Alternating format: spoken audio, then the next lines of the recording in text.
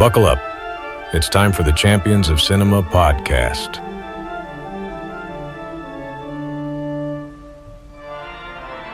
Hello and welcome to another episode of the Champions of Cinema podcast. My name's Joe Walker. I am one of your hosts, and today I'm joined by my good friend James. James, hello. What's been going on for you recently? Not a lot. Just a lot of coursework at the moment. Towards the end now of my student journey. Recently watching the finale of The Boys came out last week. Very interesting. Yeah, exciting stuff. As well as a new Ravens documentary finally made its way to NFL Game Pass. So thoroughly enjoyed that. But I'm looking forward to today's episode, Joe. I am also looking forward to today's episode and really just thinking about you finishing off your masters, ready to join the corporate world. Oh yes. Go off to be an executive in a grey suit as we discuss this week's movie, 1975's Rollerball. It's not a biography. It is a completely made up story. Tell us about this movie, James. What is this movie about? Rollerball is a dystopian science fiction film originally released in 1975 by director Norman Jewison, based on a short story by William Harrison, Rollerball Murder. So I suppose Rollerball, slightly friendlier name,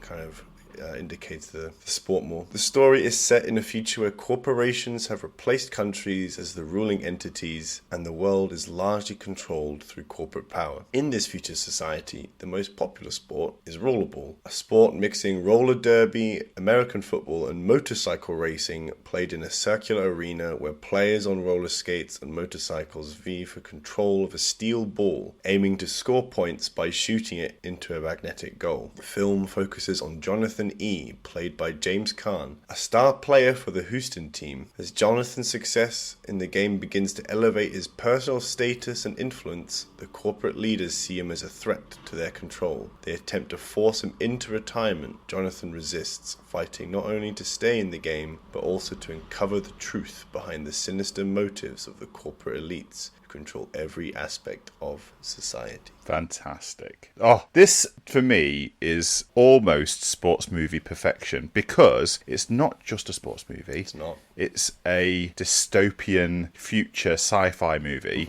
Which, I don't know, I think I've grown up on quite a lot of those kinds of movies, right? So I've spent a lot of my young moviegoer life watching things like A Clockwork Orange, which Jewison actually said massively influenced him in directing and making this movie. So we have a movie with Rollerball in something where they use a lot of classical music, like in A Clockwork Orange. There's a lot of brutalist architecture, like in A Clockwork Orange. Yes, there is, yeah. These two movies could almost exist in the same universe. It's a very interesting look, very 70s look at what the future would be like. Yeah, super synopsis. Really like that. Have you got your weekly haiku for us?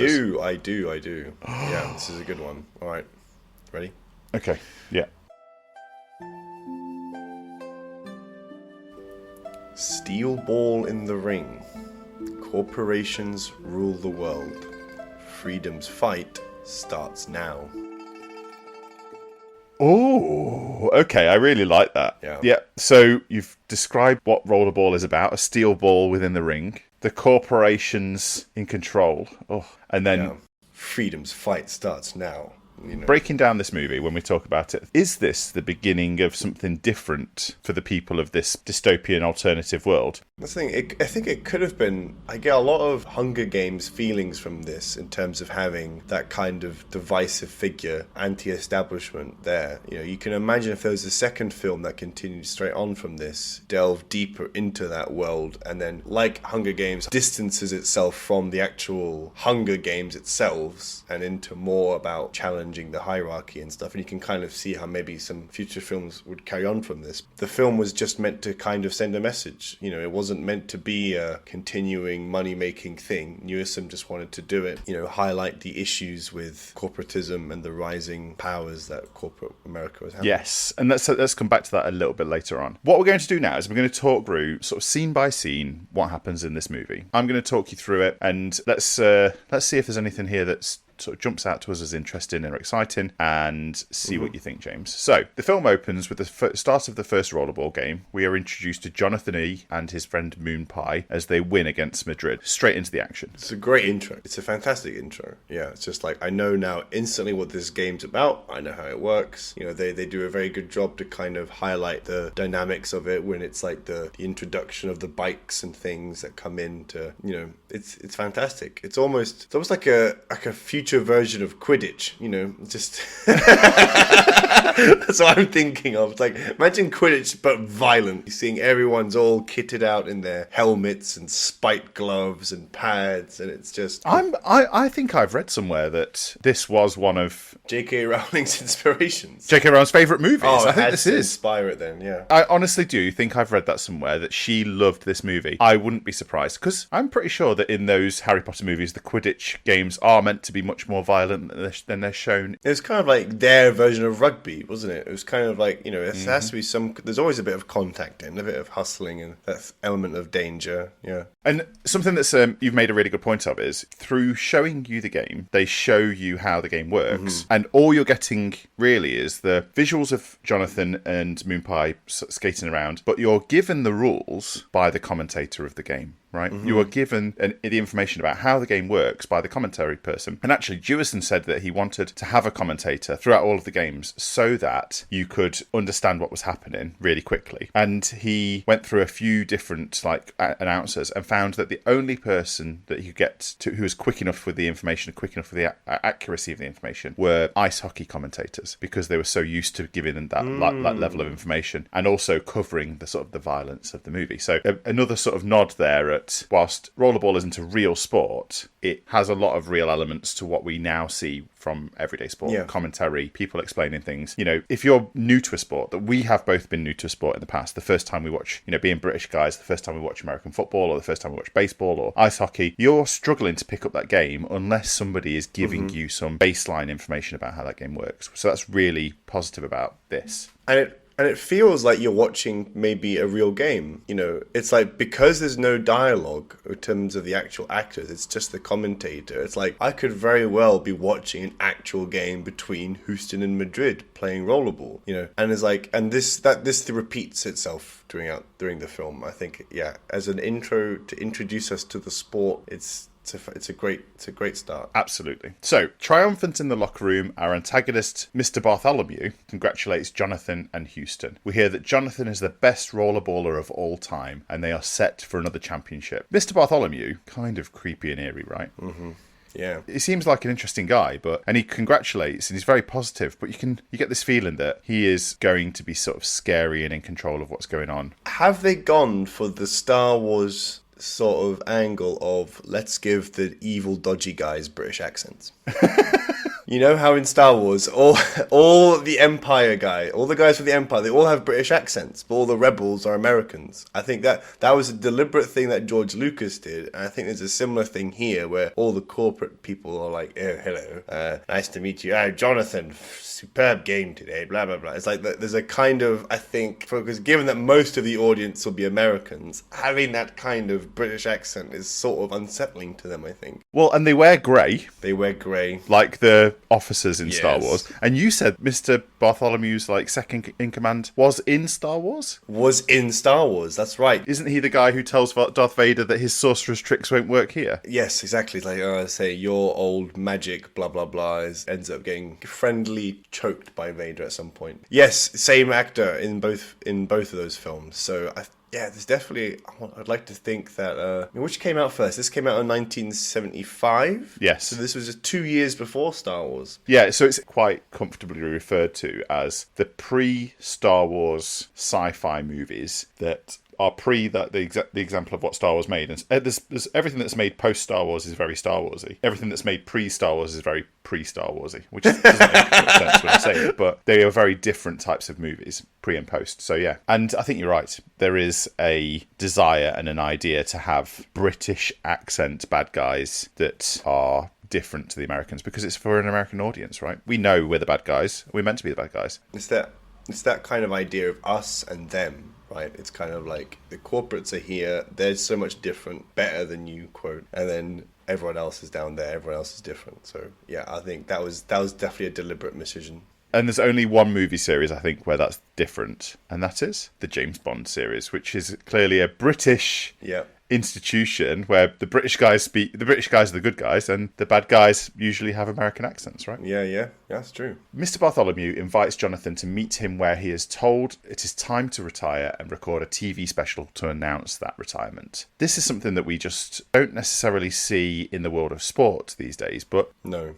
I wouldn't be surprised if you get similar HR meetings in our careers at some point where we're told, maybe this is time, it's time for us to part ways. We're going to future endeavours you and move on to somebody else. Right. It's not totally an independent decision. It's one that you've been kind of guided into. I mean, just now on the news, we've heard about Biden being told, he's decided that it's time to, in the interest of the party, to step down. But we know that he's had people around him now for weeks telling him, look, I think you've served your country, you've done well, but I think it's time to have a younger person with a bit more energy to take over now. And he said it was just a couple of weeks ago, it would take an act of God for me to step down. Well, maybe that's quite interesting. Just a couple of weeks later. But yes, it's like... I love that comparison of Johnathan E and Joe Biden. Where I think maybe James Caan and Joe Biden are about the same age now. I don't know. Or they would be if James Caan wasn't dead. You're right. Sounds about right. But yeah, I can imagine Joe Biden cycling around it's like skating around a rollerball rink, defiantly saying, "I'm just gonna 4 more years." That's what we're going for here. Joe Biden probably thinks rollerball's a real sport, actually, and that it's actually a real. It's like that actually happened in 2018. So Johnathan starts questioning who this decision is being made by and why, as he looks for answers at the library, being told that books are available on the computer and but pre-edited. He considers his wife Ella, who's been taken by an executive, to be their wife and out of his life. So looking back at some old videos, checking on what would be the equivalent of his 1970s phone, looking at his old memories and having his phone tell him, hey, 8 years ago today, you were married with a wife and really happy. And watching back his videos. Mm-hmm. Oh, thanks, phone. Yeah. Yeah, screw you, phone. This is no good at all. Brilliant. But also, interestingly, that all of the information and knowledge is being put onto a computerized system and held by a world's computer. Not the internet at all, James. This is definitely not the internet. No. And it's not being edited by the internet either. No. And there's no question of whether or not we're going to be losing any knowledge or information from all this uploading at all. No, it's all good. All good. No, hundreds of years of history being lost here. No, not in the slightest. We're going to completely avoid that. No. So, visited by Cletus, Jonathan's former coach and now an executive for energy, more questions are asked. Cletus promises to find out more information from people inside of the energy. We find out here that Jonathan's got a mentor, he's got a friend, and Cletus used to play rollerball, used to coach rollerball at least, and Jonathan's unsure about everything. Cletus mentions whatever happened to Indianapolis, whatever happened to that city, met by this question of, actually, what is happening to all of these other places in the world? Corporations run the cities. They're all based at certain cities. Houston is the energy city. Chicago is the food city. All of these different places. And they've all got rollerball teams. But what we're not really told about is what's happening in the greater and wider world, which is quite interesting. Jonathan's concubine, Mackie, is replaced by energy. He refuses to perform his retirement speech, and Mr. Bartholomew is angered. The corporations choose to change the rules of rollerball to make it more dangerous. So we're starting to push Johnathan out here. He's not playing by the rules. He's not doing what he's told. He is not following what energy and the corporations want. He's becoming a little bit too autonomous. And, I guess you'd wonder, I think what's interesting about the film is that you'd think, well, why don't they, all these corporates, why don't they just, take his head off? Why don't they just assassinate him or get rid of him like that? But you realize that the whole point of the game is to undermine the human character. So Johnathan needs to fail in the game as opposed to just quietly getting rid of him otherwise, because then you're almost martyring him if you actually kill him. Whereas if you make the game harder and make it so he ends up failing and he can't overcome it, then it's like the game is working as it should be. Absolutely. It's sort of scary that they are using the game itself, which is the bread and violence for the masses, as the way to control the people within the game as well. So they're just like, yeah, we need to get rid of him. We'll get rid of him. That's right. And then we get Gambare, Tokyo, Gambare, Tokyo, Gambare, Tokyo, the great Tokyo game. And in Tokyo, Johnathan survives and Houston win, but at the cost of the life of his friend Moon Pie, who's left in a vegetative state. That was so heavy, that scene. Yeah, so we've got this great character in Moon Pie who we don't really know much about apart from he is Jonathan's friend and he looks up to Johnathan, and before the Tokyo game says, I just copy what Johnathan does, be the next star. And he's almost being groomed as the next, Rollerball kind of champion for energy. Yes. However, they don't want anybody to be too big, right? The best thing about Moon Pie is Moon Pie doesn't ask any questions. No. He happily obliges. Yep. He is a good corporate shill. He is the sort of boy who will just go to a party and sleep with someone's concubine and then come down the stairs and nobody will really notice. Perfect. He's very content. He's thinking, I could be better off. I could also be worse. So I'm just going to keep playing this game, have fun, and just blindly, sort of ignore the fact that he doesn't really have free will and that his life is kind of in someone else's hands, but he's kind of okay with that, it seems. So I think there's an interesting contrast when you see him and Johnathan together, where Jonathan's sort of becoming more and more self-aware of like the world he's in, but Moon Pie's like, We're having fun anyway. It's kind of fine. It's kind of all right. I'm getting a massage. I'm getting a massage here. Like, what's the problem? Like, he doesn't have a conversation ever with Johnathan, I don't think, about retiring or like whatever. I think he's just sort of doing his own thing. He's an interesting character, and what's really fun about this is here's some little nods that happen in the movie making magic here, James. Okay. Johnathan wears 6, right? And that 6 possibly is a reference to the 1960s sci-fi show The Prisoner, and because The Prisoner was number 6, he was known as number 6, and he's trying to constantly escape from a world where he doesn't really know what's going on. Right. Bit of a nod there. However, Moon Pie wears 9. The inverse of 6. He is possibly seen as the opposite of Johnathan. Not in necessarily like personality or skills, but in his desire to learn, understand, be more open-minded, and to see what's going on in the wider world. He is what corporate want from a rollerball player.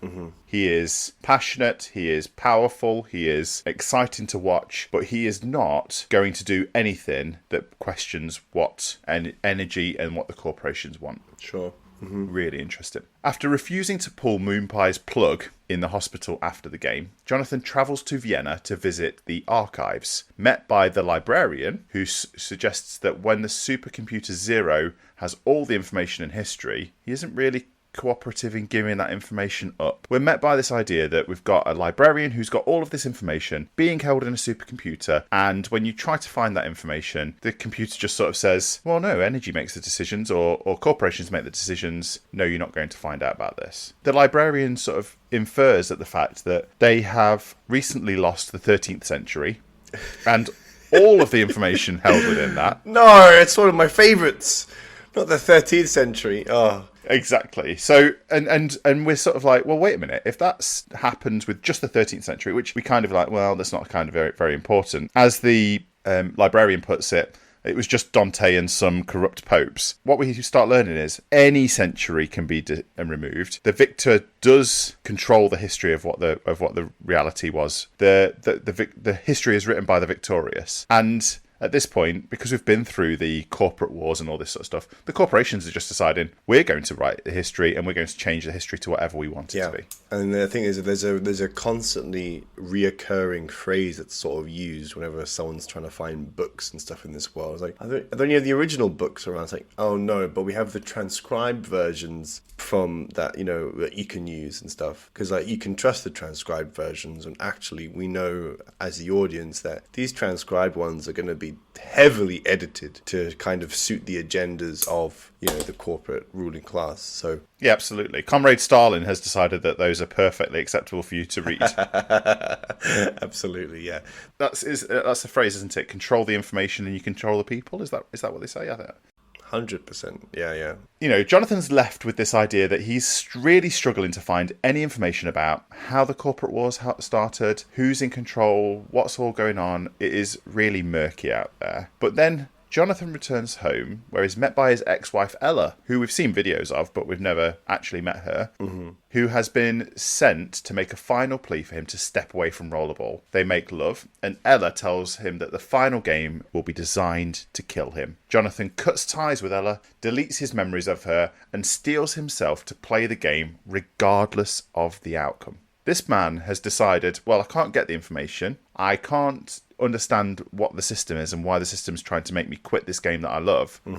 And whilst it's taken my wife away, it's even tried to send back my wife to try and convince me to quit as the last-ditch effort. And he's just saying, nah, we're going to play anyway. So I'm going to suit up and I'm going to do it. And you just think he's learned that he can't escape from any of this. And actually, what does he want? He just wants to finish off playing the game. He loves the game that much, or he doesn't know anything outside of the game that much, that this is it. This is what he's going to have to do. I feel like part of what, and you can some of this is brought out, I think, in his relationship with Moon Pie, is that I think he acknowledges the fact that he's towards the end of his career. I think he's kind of grooming Moon Pie into the leader role, and he's kind of telling him all the little nuances and secrets and how to run the team and stuff. But I think it's when the ruling class tell him he has to retire, he doesn't like that, because he wants to go out on his own terms. You know, he would like to be able to know that this is my decision and that I'm not letting someone else tell me when I've got more left in the tank. And I think that is the most kind of real aspect of this film, is that kind of sense that I've got more left in me. I know I can still play at a very high level, but then equally it's kind of like, when is the time to retire? Because we see so many athletes that were once great, their kind of final year or two not so great, and eventually they decide to retire. But in this game, you're not necessarily allowed to have that position. There's a great quote by Mr. Bartholomew, that a line in the film where he says, this isn't a game you grow into, you know, because of the short life expectancy of the athletes in this deadly game. You know, it's like you don't have that luxury to kind of decline before something really bad happens to you. Johnathan is given this ticket, but he doesn't want to use it because he knows he's still playing at a very high level. So that's the sort of thing, I think, which you can pull out of this movie and be, this is real. We've seen this before in the sports that we watch today. 100%. Absolutely. And that is really prevalent in what we're seeing towards, as the movie sort of progresses on and on and on, you're sort of like, this is what this is kind of about, really. So, New York, the final game, we see Johnathan met by the faces of his silent teammates in the locker room. They know the situation. They know that death is coming, and there's no rah-rah speech before this final game. There's no question of, you know, let's go out there and win. Everybody knows the score. Everybody knows that this game is designed not only to kill Johnathan, but probably to kill everybody on that Houston team, right? Johnathan looks at his teammates sat either side of the sort of the walkway in the locker room, and I got huge Gladiator vibes of when Maximus Decimus Meridius is about to walk out into the arena for the fight against many different gladiators before he goes off to Rome. And you can just see these people looking at him as if to say, he's going to do it. He's going to go out there and do it on his own. He's going to go out there and, you know, they both in awe of him and silently knowing, well, this is our fate. This is where we're going to go and this is what's going to happen to us. How much is this movie like Gladiator, James? It's a lot like Gladiator. So we've got a gladiatorial sport. We've got a man who is defiant of the system, who he doesn't want to end. He doesn't want to come out of it. He's given opportunities to sort of escape from that world, but he decides, I'm going to stick in with it. Is this close enough that we could see Rollerball just being Gladiator? All right. And I came up with this for you to listen to. I could quite comfortably see Johnathan at some point in this movie turning around and saying to the executives, my name is Johnathan E., husband to a stolen wife, best friend to a vegetable called Moon Pie, and I shall find what happened in the 13th century to Dante and those corrupt popes in this life or the next.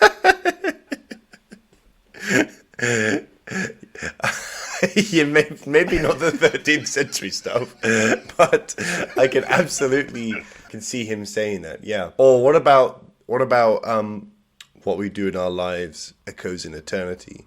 Echoes in the rollerball ring. Yeah. whatever comes out of that New York tunnel, we've got to face it together. And somebody says, I played with you at Madrid. And he's like, I'll need you.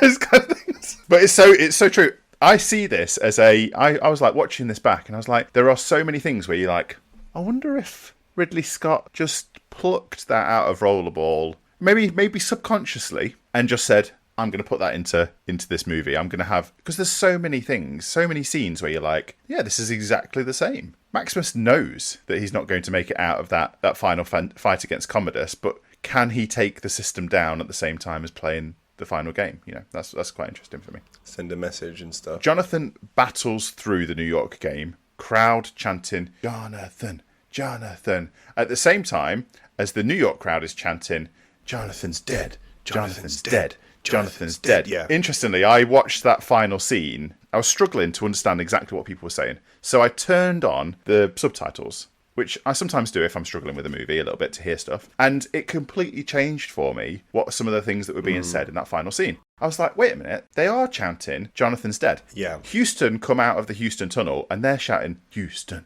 Houston, Houston, Houston. New York come out of their tunnel and they are chanting, Jonathan's dead. Jonathan's dead. They know what they are there to do, right? It is absolutely insane. But Johnathan survives this contest, right? And finally, with all the foes in the Rollerball arena vanquished, Johnathan scores a goal and triumphantly skates the aflame Rollerball rink victorious. Cheered on by all the people there, but the executives, we are left with his determined and defiant face in freeze frame, unsure of his final fate. My question for you, James, is what happens to Johnathan after this movie? Is this the start of Hunger Games where Johnathan starts to bring down the corporation system? Or is he quietly dispatched by a mob of bad guys in the locker room after the game? There's that interesting moment, isn't there, when just as he scores, he's staring at Bartholomew. He's right there on the other side of the barrier. And I think Bartholomew's reaction is maybe the best indicator of that, because he's not necessarily really angry, Bartholomew. You'd think he's seething. If he was seething, saying, no, don't you dare, Johnathan, don't you dare score that, then maybe it's like, okay. I think, actually, he realizes that he can't really do anything to Johnathan. It's like, what can you do now? They changed the rules of the game. They said, right, you can't sub off. There are no penalties anymore. I think at this point, Johnathan could maybe now leave because the game he's enjoyed he hates now. It's like his whole team is dead now, and it's like, and also that was the last game of the season. I think now he can probably leave and stuff. Now he really has done it because they've won it now, which is exactly what they didn't want. So I think Johnathan's won. He's sort of done it on his own terms. I think now is maybe when you say, I'm done with this game, and now you go into Rollerball 2, which is actually him amassing a rebellion army. I'm Johnathan. No, I'm Johnathan. We're Johnathan. The Spartacus, the rising of the slaves. Yeah, it's actually, I think you're right. I think there are some of those things happening. I wonder whether or not that's the last game of Rollerball that world ever sees, because in essence, Rollerball has been completed. Yes, done it, completed it, mate. And maybe it would become a bit of a challenging situation. Yes, I think Mr. Bartholomew and the executives have decided that Johnathan needs to be eliminated.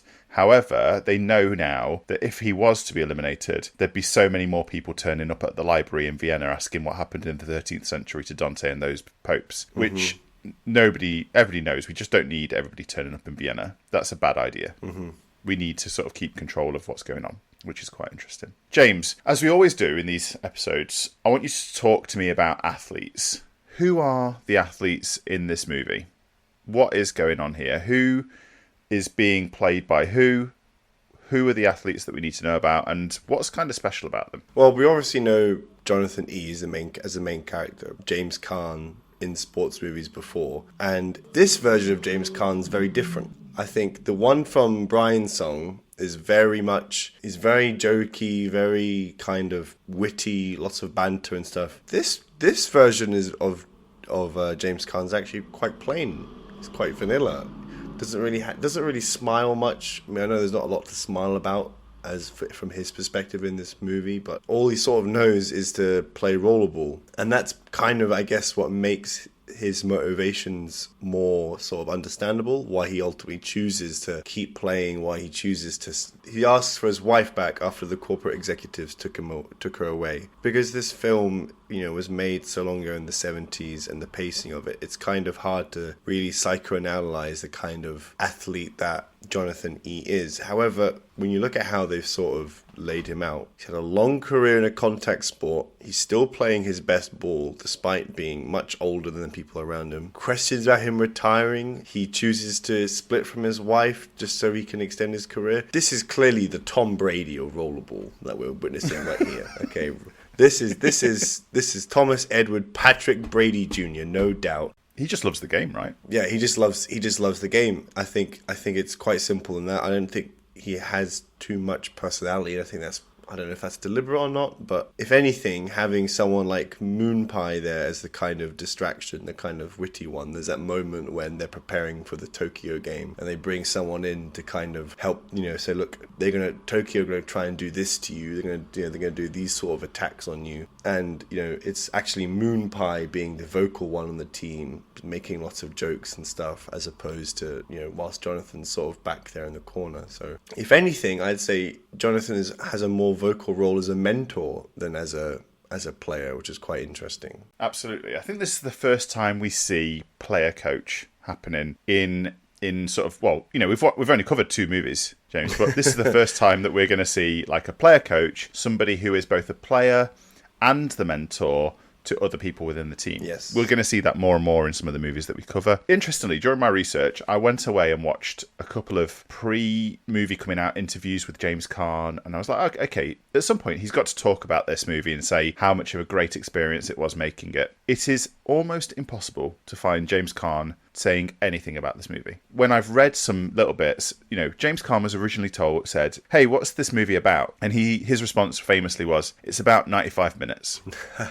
I think even James Caan didn't really know who he was trying to portray during this whole thing. And I think he actually quite dislikes that he wasn't given any opportunity for range or for playing with the character, or for coming up with some ideas. We don't know where Jonathan's from. We don't know anything about his parents, or his background, or his schooling, whether or not he was just trained to play rollerball from the age of 12. We don't know any of that information, and therefore it kind of limits us to understanding that the only things that we really need to know about Johnathan is great at rollerball, hasn't got a wife anymore, has got concubines, doesn't really care, all I'm interested in is playing rollerball. It makes him a little bit limited as a character, but that allows, and I think this is a 70s thing about some sort of 70s movies that you come across, is it allows you as the viewer to come up with your own ideas about where he's from and how this works. And the main focus of the film is more about the world that it's set in. Brian's Song was very much a character-driven film, where actually it didn't really matter what team they're on. It could have been the Chicago Bears, it could have been the Packers, it could have been hockey, it could have been a different sport altogether. It's all about the dynamic between the pairing, whereas this is very much about the world that they're in and the kind of relationship between the corporate elite and everyone else. So I think there is elements that you can bring out of personality with Johnathan E, but it's far less a part of it due to it being a fictitious story as well, that you can see that maybe James Caan had less to work with. He had a southern accent. Yeah.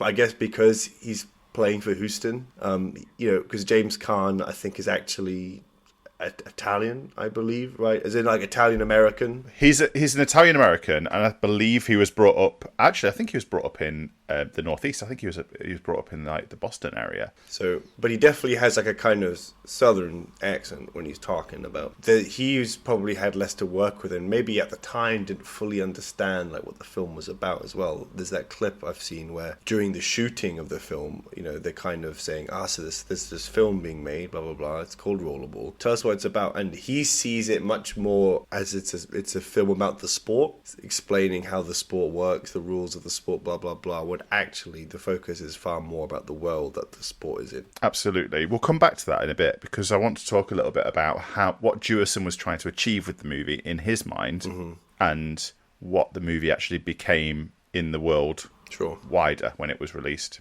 If we talk about coaches quickly, there really isn't any. No. There are some mentors and some older people. So we can see that Johnathan E, really gets on with Mr. Bartholomew at first. He listens to him, he'll meet with him. He'll go into a room where Mr. Bartholomew is surrounded by very sharp pieces of glass, having to think with his head in his hands. So he sees his life's controlled by this father figure that Mr. Bartholomew is. We don't really have a coach for the Houston team. We do have an executive that runs the team that we see in the background every now and then, and quite an interesting character. Has one of the best lines in the whole movie. Game? This was never meant to be a game. Which is like really famous. And, there's people that care about him and there's the people that care about the team. But there isn't a formal coach. We do get the specialist coach who comes in to talk about how Tokyo are going to play. But he's immediately shouted down by this Houston team who are like, we're a power team. We don't care about these, little Japanese guys with their Hong Kong Fooey skills. We're not interested in any of that. We're just going to beat the fuck out of them, in essence. And that's going to be the way that we do some things. So,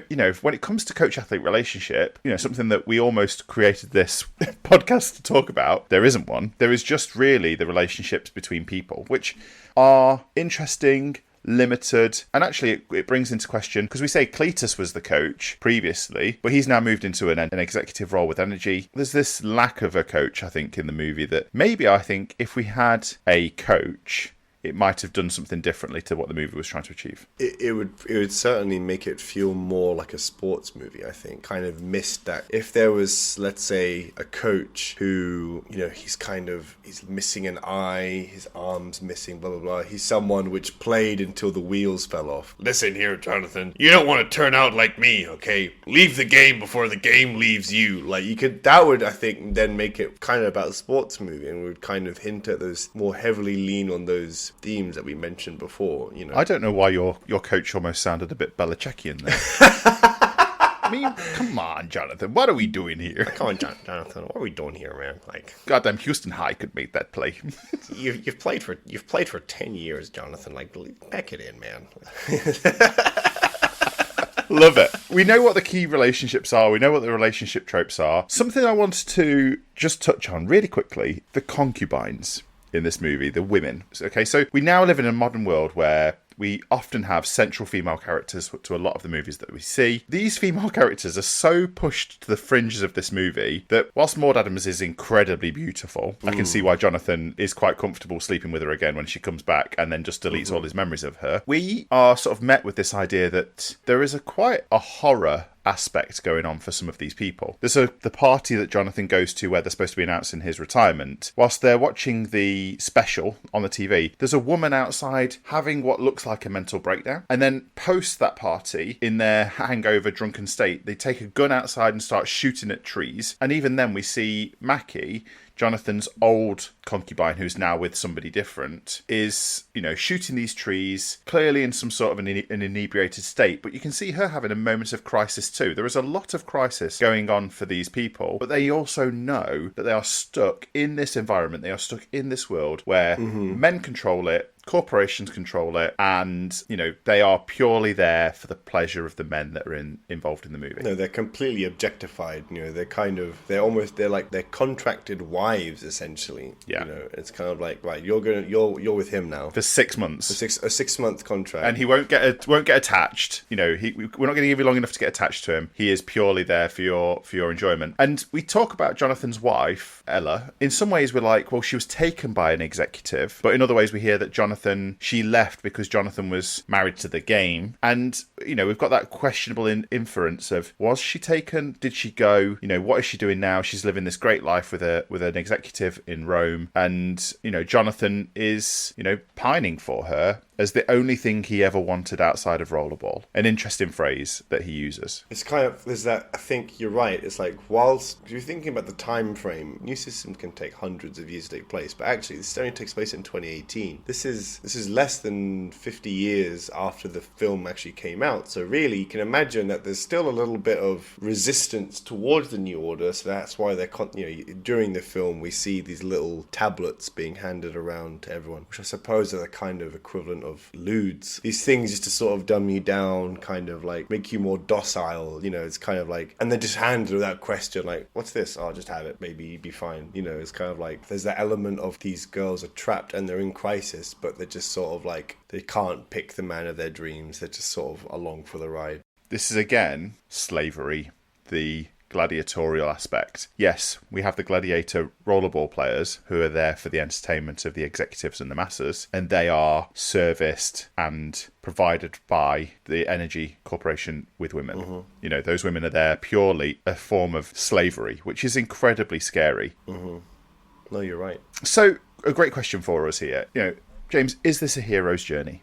It's a chapter of a hero's journey. I think it's a section of it. It's like we get a glimpse towards the end of our hero's journey. There's so much has happened before this film, clearly, to kind of get to where it is now in terms of creation of the world that we see, in terms of the long career Johnathan's already had, which we're just oh look, you know, Johnathan, you've had a great 10-year career. We don't have anything to look back on. How well has he done? How many championships has he won? How many games has he won? How much has he overcome? I mean, how many teammates has he lost? Like, how much of a unicorn event is his career that the corporates have had to step in to say, look, this can't go any further because this is just defeats the whole point of it. It's part of the hero's journey, and I think, like, because the film is so focused purely on the story of the world that it's set in and the meaning behind it, we were kind of deprived of a more rounded, a more complete character arc. I think there's a lot to be taken out that could be pointed and compared to stuff that we see in athletes today. True. There isn't a full arc for this character, apart from his awakening, as you might call it, to understanding what's going on. And that awakening is purely pushed by his being told that he can't do the thing he wants to do anymore. He starts going, well, why? I don't understand why. I don't think before that he would have questioned any of it. He would have just been like, boom, boom, boom, this is what I do. I go through life. Every now and then I'm going to ride my horse and watch some videos of my ex-wife and listen to some beautiful classical music at the same time that's sad. There isn't much going on there. It doesn't conform to any of those classic story scripts that we understand, right? It's not going to play along like that. So if you're looking for a movie that's going to give you some inferences to here's a start, here's a middle, here's an end, it doesn't do it. It sort of questions all of that for you, which can make it feel a little bit broken. Unfortunately, because it doesn't give you a full outcome, it makes you go, well, abruptly ended. I didn't really get any closure. But I think that's a little bit indicative of the time period that it was made in. That's true, yeah. You know, we do get some growth in Johnathan. We do get some understanding. He moves on, pushes things aside. He starts saying, well, I'm done with that. He draws a line under his old life and says, well, I'm going to either die on the rollerball rink or I'm going to come through to the other side of it, which is quite interesting. That question of, with any sports movie, do they win? Well, yeah, Johnathan does win, but only Johnathan wins. Nobody else survives. Nobody else makes it through that game. Everybody on Houston is dead. Everybody on New York is dead. You know, the only people that were left with are the executives, the fans, Johnathan skating around the rink. Yes, he does win, but there's no lifting a trophy moment. There's no being triumphant. The only triumphantness we get is the defiance skating around the rollerball rink at the end. It's a bittersweet victory, I suppose. And the only reason we think really that Johnathan wins is because he's more determined and violent than anybody. I think what we see in Johnathan is, you know, he's killing people for entertainment. He's just like, this guy needs to go. He's standing between me and my success or my survival in this game. Is this really a sports movie? Is it art or is it entertainment? Jewison was making a movie with social commentary, talking about the corporations taking more and more power, sport and entertainment just being there for the distraction of the masses. It was meant to make people feel sick, uneasy and scared about the future coming for them. The reality was Americans just loved the action and violence. Yes, it was produced by Norman Jewison, written by William Harrison with that short story in Esquire, Rollerball Murder, originally, you know, designed for and rewritten for the screen. This movie was made on a $6 million budget and made $30 million. It was actually quite a big hit of its time, you know, making 5 times its budget. We think about this, it's breaking quite a lot of new ground when it comes to movies of those times. It was filmed a lot in Munich in Germany. You know, you use the BMW headquarters as the energy headquarters, the BMW museum being the library that Johnathan goes to. The rollerball arena was specifically built for this movie in the local basketball arena that had been used for the Olympics. Made the game of rollerball fully and wrote out the rules fully. You can find those rules on the internet and you can read exactly how rollerball is played. The scary thing about that is multiple people tried to buy the rights for the game of Rollerball to make it into a real sport. Jewison making a movie about social commentary and saying, this is how violent and horrible this thing is. Americans, let's make Rollerball a real thing. I think this film kind of experiences the same misinterpretations as Born in the USA by Bruce Springsteen. I think when you listen to that song, Born in the USA, it's kind of like, you think, oh, this is like a really patriotic song. This is great. You know, it's kind of like, you see it being used in films. When actually, when you look at the lyrics of that song, it's not patriotic at all. It's about the Vietnam War. It's about the kind of the military-industrial complex. If anything, it's a critique of America. It's not being glamorous at all. This film is the same. The film was made to show the sickness and insanity of contact sports and their allure, as he was said. Europeans understood this message, but of course the Americans that made up most of the audience seemed to miss this negative reflection. I think it was great that Jewison managed to hold on to the rights, because if he had given those up, I think we would have lost Rollerball as initial message if we did see like a less violent version of Rollerball actually hit our television screens on a regular basis. And actually, I don't want to watch Rollerball as a game. I don't think it's necessarily the best game in the world. It's got some interesting ideas, and it was such an enjoyable game to play that the stuntmen and the cast were actually playing it between takes on set during the making of the movie. Amazing. The stuntmen had actual movie credits, didn't they? Very first movie where stuntmen got credits, which is, you know, world-breaking a little bit, kind of earth-shattering. 100%. They were such a huge part of this movie. When we look at how the movie's shot, when we look at how it's made, those shots of the sport are there to make you actually think, I'm really watching the sport here. It's real. People are really falling off their bikes. They're really getting thrown to the ground. It's like, there's nothing which makes you feel, oh, that's a bit silly. Like, that's a bit slapstick. Like, it's real. You know, they did such a good job of it. And I think it's great that the stuntmen, who, as far as I'm aware, no one got seriously hurt or killed during the making of this movie. And I think it's great that they managed to get a reference. Yeah, so actually there was a big rumour for a long time that stuntmen died in the making of this movie. Now, was that to try and push the interest level from the Americans? Could be. Just makes people want to go and watch those stunts a little bit more, I think. It makes people look at them and go, wow, was that where somebody died? Was that where somebody got in some trouble? But no, we do know that people did get seriously injured playing Rollerball during the making of the movie. We do know that there was quite a lot of challenges. I think James Caan even had some minor injuries during the production of the movie. But it just goes to show, so these kinds of movies are difficult and problematic to make. TikTok, James. Talk to me about your TikTok moment from this movie.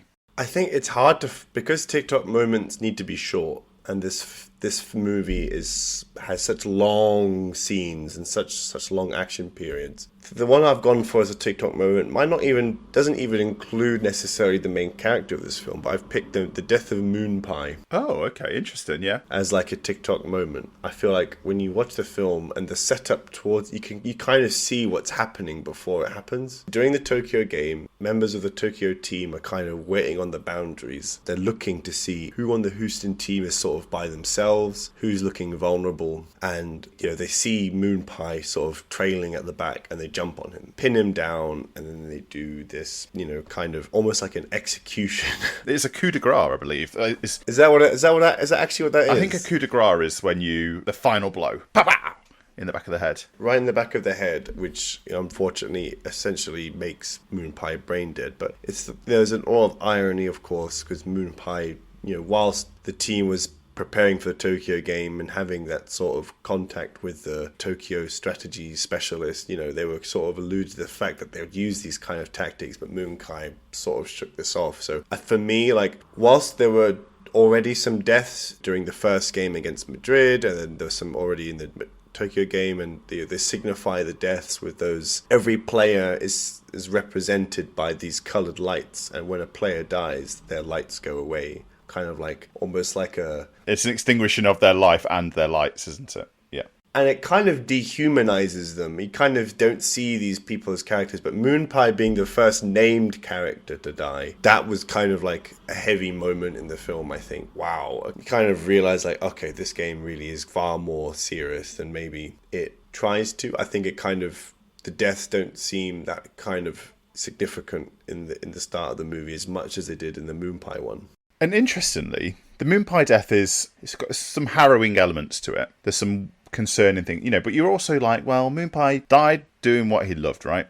And then Jonathan's asked to turn off the plug, and he doesn't. He's like, no, I'm going to leave you. And he refers to it. He goes back and visits Moonpie in his, test tube that he's then living in next to his little potted flower. And he says, you're like a god now. You're sort of going to live forever. What he says. It's quite an interesting way of looking at it. I think another thing with the death thing is kind of major is that, like, this whole time Moonpie has been brought up to sort of maybe at some point take over the team. He's Jonathan's number 2, kind of the next experienced person. But once he goes, it's like Jonathan's like, well, it's just me again. If anything, Moonpie's death forces Johnathan to double down in terms of his involvement with the sport, which I think is, it's maybe not something which if you watch the scene by itself you can grasp, but perhaps, I think when that moment comes up, it's like, it's not just a big moment for Moonpie, it's a big moment for Johnathan as well. I love it. I think it's a really good moment to pick. I don't know if I've got an alternate, but I do really like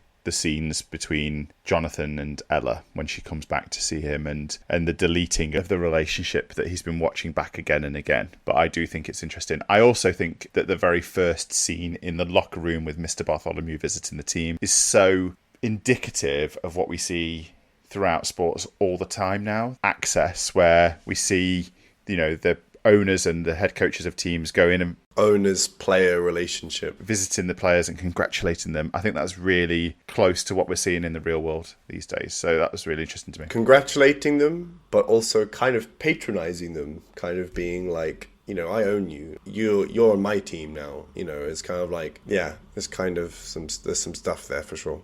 Just going back to deaths, Moonpie's death is bad, but I tell you something, Blue, who was the motorcycle rider for Houston, his death is so much worse.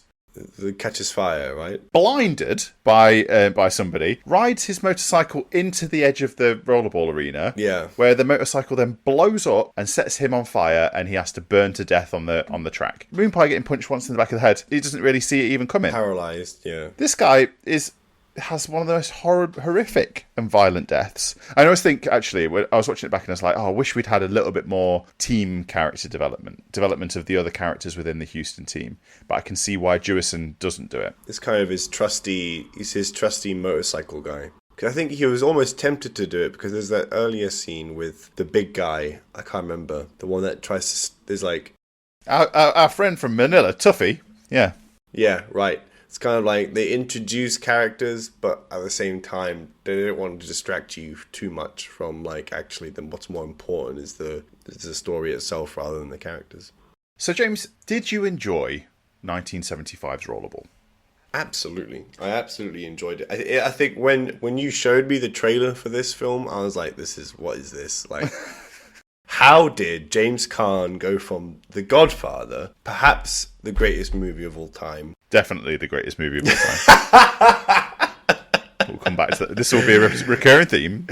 Joe's favourite movie of all time, The Godfather. Watched for the first time when I was 8 years old. Absolutely. Although, I'd say, I don't think I really even care that much about James Caan's portrayal of Sonny in that movie. It's great, but he's coming down off of, making the greatest movie ever, which sure. I suppose when you make it, you don't know you're making it, into, hey, go to Germany and make this game where you're going to have to wear roller skates. You're going to wear roller skates and tights, I sort of assumed it was going to be a bit sort of jokey, a bit kind of silly, kind of in like a Starship Troopers kind of way. If people have watched that film, they know that that's also another film which kind of maybe slightly dated in its sort of design and its visuals, but actually the story of it is very real and is very prevalent. It's an anti-war film that people see as a action movie. Right, exactly. I think they both sort of are in similar spheres in that regard. So I think it's absolutely a great film. A great thing for people to learn throughout your life of either watching movies or any kind of media you consume is, and I always had this argument, I remember having this discussion once with a girlfriend a long time ago. I remember saying, I love this song, Every Breath You Take by The Police. I love how it's about a stalker. And she said to me, I'd never listen to the words of songs. I just listen to the music. I thought to myself, you haven't really understood the point of some of these media formats where somebody's giving you a cautionary tale or an allegory of what this thing is really about. You're hearing the music, and that is the difference of watching these movies at times. You know, Rollerball isn't about watching the violence and the excitement of a futuristic modern sport awesomeness. It's about, are corporations running your life? Is there a bigger sphere of influence happening? Is information being limited to you? And what conspiracy theories would you like to talk about today, James? You know, those kinds of things that are going on. To me, this is an absolutely fantastic movie. It's one of my favourites, not only because it's a 70s sci-fi movie and it's sort of dystopian in its way of looking. It's got Kubrickian ideals. It uses classical music rather than any kind of modern music, so it doesn't date the movie. People say that actually, as pre-Star Wars 70s sci-fi movies go, this is the one that holds up more than anything because it's not overly dated by the set design and the colour and the music that goes on. I think it is absolutely up there in art's sense of, hey, here's a sports movie that really has a sub-theme going through it all the time. A young man will watch this movie and go, wow, violence, excitement, interest. And I actually read something that said that there's a drinking game to this movie, that one of you picks Rollerball and one of you picks Johnathan, and any time that word is said during the movie, you drink. And apparently if you do that, you don't even get to the Tokyo game. It's impossible to get to the Tokyo game. That's the heavy drinking. Well, I was going to say, what would happen during the New York game when the crowd's chanting Johnathan? Just like necking Johnathan. You just have to, I think that's one of those situations where you have to just drink until, it's like drink while you think. You have to continue to drink during the whole chant and you just die. You just die of alcoholism. You turn into Moonpine. Which brings us around to the final thought, really. So James, is it a champion? Is it a contender? Is it a bit part player? Is it cut in the first sort of stages of its infancy? I feel like the best parts of this movie are kind of not sporty enough, or not really a sports movie. I think it's a great film. I think it's, in terms of the dystopian genre, probably ends up being top 10 probably in terms of like dystopian future films. But I think in a way, for good reasons, if it really emphasized more on the sports elements of it, it would then not be so good of a dystopian future movie. So as a sports movie, it's certainly not a champion. You know, it's more probably as a kind of a novelty sports movie that we'll look upon, but I still think it's very much a film worth watching and a fun change from maybe the usual sports movies which we watch, you know, all the time. Yeah, I think this is a challenger. Absolutely. It's one where it'd be somewhere in your movie collection of things that you like. You don't need to watch it again and again and again, even though some of us do. And I will continue to watch this movie. I will return to this movie once every couple of years just to be like, oh yeah, Johnathan. What's the thing again? The Tokyo. So the chants by the Tokyo team are Ganbare Tokyo, which means do your best Tokyo. Ganbare. So they say Ganbare. Currently, people Tokyo, listening, me and Joe are doing our kind of air punching our hands just like the Tokyo fans, because that's a cool scene. There's 100% going to be coming out some social media posts of that part of the movie where just James is just punching at the air saying Ganbare Tokyo Ganbare. And I will also be getting myself a Johnathan E orange jersey at some point in the future. Nice. Just for socials. Bringing this back around, we always say we want to try and round out each episode with a thoughtful quote. For this week, it's actually a poem, James, for you. So then it made me think about Jonathan's character and his resolve about who he is and who he wants to be. This one, sort of a poem by a guy called Dale Wimbrough Sr., called The Man in the Glass. And I'm going to read that for you now. When you get what you want in your struggle for self, and the world makes you king for a day, just go to the mirror and look at yourself and see what that man has to say. For it isn't your father or mother or wife whose judgment upon you must pass. The fellow whose verdict counts most in your life is the one staring back from the glass. He's the fellow to please, never mind all the rest, for he's with you clear to the end, and you've passed your most difficult, dangerous test if the man in the glass is your friend. You may fool the whole world down the pathway of years and get pats on the back as you pass, but your final reward will be heartache and tears if you've cheated the man in the glass. What a poem. That's great. Yep. Yeah. And I think if we were saying this, okay, Johnathan E, he makes it back to that changing room after that game finishes. He gets a moment to look in the mirror. The man in the glass. Before whatever's coming for him happens. Is he happy with who the man in the glass is? 100%. 100%. James, it's been a pleasure to bring Rollerball to your eyes and ears. I hope this one has been great for you. Absolutely. Yeah, can't wait. Can't wait for the final part of the James Caan trilogy next week. I guess we'll have to wait and see what that film is. No. James, next week, the newest NCAA game has come out in the last couple of weeks. It is very, very poignant to our lives. It is possibly the greatest college football movie ever made. Oh my God. That's... Whew. We are going to go and deep dive into 1993's The Programme, the movie that made it possible for Oliver Stone to create Any Given Sunday. This is the college version of that movie. Oh my God, I can't wait. So, next week, come back and let us regale you with the greatest college football movie that's ever been made, The Programme. Looking forward to speaking to you soon. Take care, bye-bye.